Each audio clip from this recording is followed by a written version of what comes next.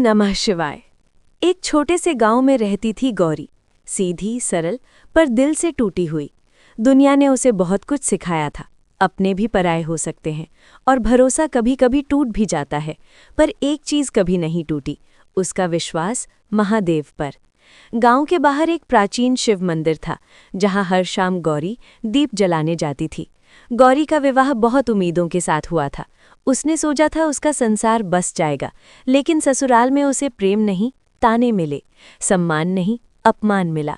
एक रात आंखों में आंसू लिए वो मंदिर पहुंची। उसने हाथ जोड़कर कहा, भोलेनाथ, अगर सबने छोड़ दिया तो क्या आप भी छोड़ देंगे? वो शिवलिंग के सामने बैठ गई, आंखें बंद, आंसू बहते हुए। उसने कहा, हे शिव, अब मैं किसी की नहीं, मैं तो बस आपकी हूँ, मैं तो शिव की हो गई। उसी क्षण मंदिर की घंटी अपने आप बज उठी। दीपक की लौ तेज हो गई। गौरी ने महसूस किया जैसे किसी ने उसके सिर पर हाथ रखा हो। उस रात गौरी को स्वप्न आया।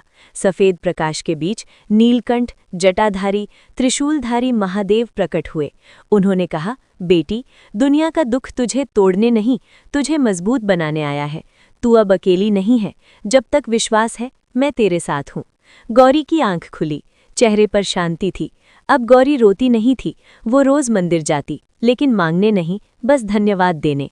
धीरे धीरे उसकी जिंदगी बदलने लगी। ससुराल का व्यवहार सुधरने लगा। पति का हृदय पिघल गया। एक दिन उसके पति ने कहा, तुम्हारे अंदर इतनी शक्ति कहाँ से आई? गौरी मुस्कुराई, मैं तो शिव की हो गई। गांव की औरतें उससे सलाह लेने लगी। वो सबको एक ही बात कहती, दुनिया बदलने की कोशिश मत करो, पहले अपने विश्वास को मजबूत करो। उसका घर अब मंदिर जैसा हो गया था।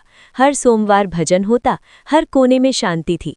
एक दिन वही गौरी, जो कभी टूटी हुई थी, अब दूसरों को संभाल रही थी। वो शिवलिंग के सामने खड़ी होकर बोली, भोलेनाथ, जब सबने छोड़ा, आपने थामा। आज मैं गर्व से कहती हूँ, मैं तो शिव की हो गई, और जिसने शिव को पा लिया, उसे दुनिया की जरूरत नहीं।